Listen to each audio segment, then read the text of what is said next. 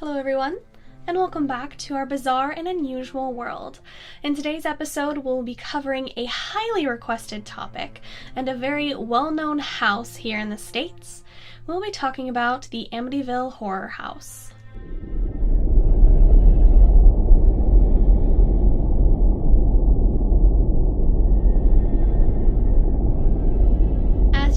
I will be covering the who, what, when, where, why, and how of the Amityville horror house. So as I said, it is a very well-known house, and I also know that a lot of people have covered this topic, but so many of my viewers wanted me to cover it, so I do hope that you enjoy this episode.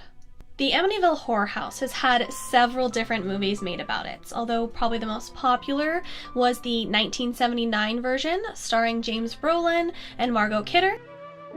It has stood empty for a long while, and at the price, it is a bargain. For a growing young family, it is almost too good to be true. What do you think? I love it.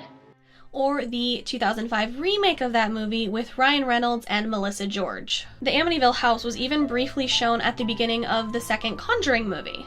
So it's safe to say that Hollywood has dipped its hands into this story several times and adds to the facts, the stories, and the myths of this story with each reboot. So let's start out with the where. This very well-known house is located in a suburb of Amityville on the south shore of Long Island, New York. Next up, we have the when. So when did this house become so infamous? The popularity and stories surrounding this house started in the 1970s. Although it is still very infamous today, the 1970s is where everything began. And on to the who was affected by this house. I will be talking about two families, the DeFeo family and mostly the Lutz family. The Lutz family stories is what launched this house into the Amityville horror place that it is today and made it so infamous. So now let's dive into the what. If you are not familiar with this house, let's cover a little bit of the history of it and what truly makes it so infamous today. So starting with the darker side to the house. On November 13th, 1974, a man named Robert DeFeo Jr. shot and killed 6 members of his family inside the house. They were basically executed in their beds while they slept. This is a fact about the house, and he was convicted of second-degree murder. While there is some speculation on how he could have successfully killed all 6 family members without waking anybody else up, he is serving 25 to life in New York right now. All of his appeals and requests for parole have been denied. Ronald claimed that voices from within the house told him to murder his family. So anytime you have a mass murder like this, especially a family, it is a very tragic and sad event, but the house is actually more well known for what came after that. Just over a year later, December 1975, George and Kathy Lutz bought the home. Now, this house is gorgeous and big, and for $80,000, it was quite the steal. The Lutz family believed that they were getting a great deal out of this. Just to name a couple things about the house, it had around 5 bedrooms, a sunroom, a swimming pool, a personal boathouse that was on a canal. You can't really deny that it is a really beautiful home, even today when people kind of get negative chills when they look at it or its familiar window shapes. A bit of information about the Lutz family. George and Kathy were married July 1975, so they were still kind of considered newlyweds when they bought the home. Kathy had 3 children from a past marriage, 2 boys and 1 girl. You'd think that this would be a happy story about a new family moving into a gorgeous house. But after only 28 days, the Lutz family abandoned the home, grabbing only a few of their belongings and fleeing the house, claiming that they could no longer take any of the darkness from inside the home. So what happened in the home to scare them off? The list is actually quite long, and it's grown over the years. The Lutzes claim to have many different experiences with the home, but all of which felt very dark and unsafe. There are so many sources and stories from the Lutz family themselves or people close to the situation about what actually occurred in the home. So I'll just name a few of the occurrences that the Lutz family reported. When they first moved into the home, a priest came in to cleanse the house, and allegedly this priest heard a voice scream, "Get out," to him while he was performing the blessing. Some other experiences consist of George waking up around 3 a.m. to around 3:15 a.m. every morning and going out to the boathouse. That time has been tied to when the DeFeo murders took place. They reported swarms of flies appearing in various rooms in the home. Nightmares similar to what had happened to the DeFeo family. A small room was discovered in the basement of the home. The room was painted red and would be known as the Red Room. The Lutz's dog refused to go near this room, and it wasn't on any of the blueprints, although the police officer said it just looked like a simple storage space.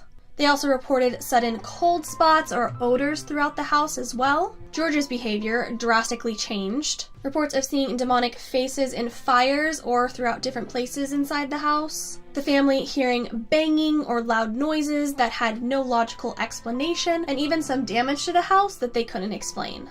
They claimed that crucifixes turned upside down and even reported that people levitated off their bed.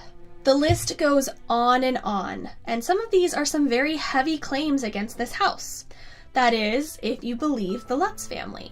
What kind of things, George, happened physically? What were some of the things that happened that scared you? Well, at first, just moving into the house was fine. It's a lovely house. Yeah. And we enjoyed moving in. Within a week, Kathy's hand had been touched by something that we discussed and couldn't explain. It was just something unseen. Hordes of flies that would appear within 2 rooms.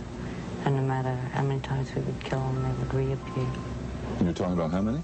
Over 100 flies. Over 100 at flies. one time. And then you'd go around and kill them. They'd be lying on the floor. You'd come back an hour later and they would be there. The movie, this green slime comes out of the walls, right? George, did that happen? As the movie did it, not exactly, no. Yeah. It was more of a gelatin kind of substance that we thought the children had somehow mixed something up and spilled it around the house. Each time we would try and communicate with the priests, we would run into faulty connections.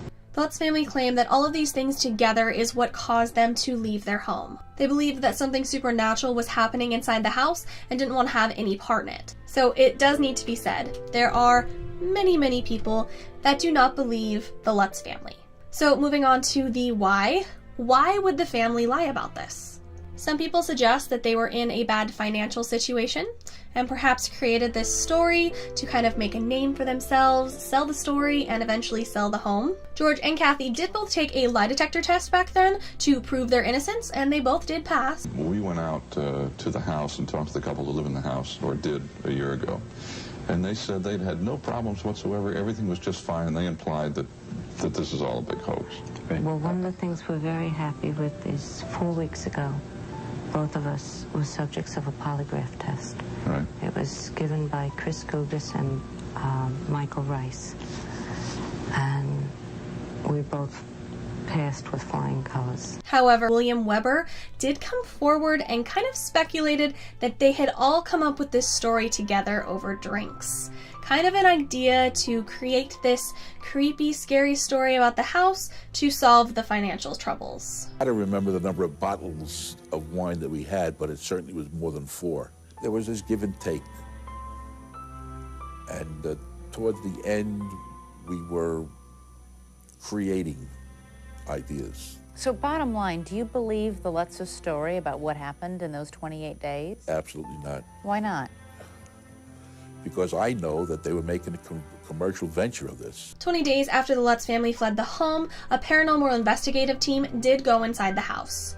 The team did include Ed and Lorraine Warren, which if you're not familiar with them, they're kind of like Ghostbuster paranormal experts, if you will, and I might actually cover them in a separate video of their own. During this paranormal investigation, the Lutz family refused to enter the home. According to the investigation, Ed Warren was pushed to the ground while working with religious themes in the basement of the home. Lorraine was also overwhelmed with a horrible presence inside the house, perhaps something demonic or even the presence of the deceased DeFeo family.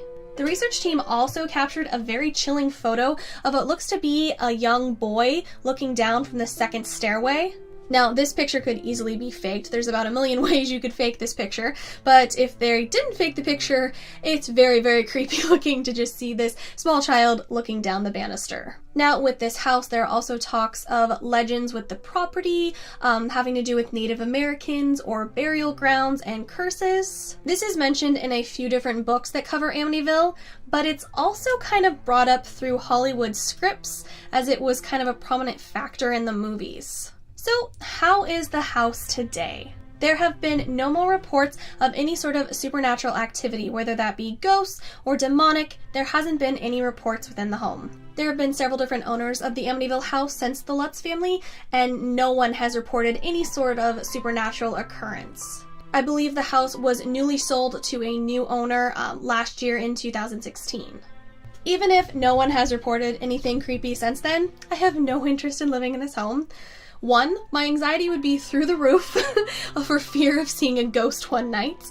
And then secondly, I can't imagine it's a very private home. I just foresee so many people coming to visit the Amityville horror house, so you wouldn't have much privacy at all living in that house. One report even said that one of the previous owners had the address changed to 108 Ocean Avenue instead of 112 Avenue because they were getting so many visitors.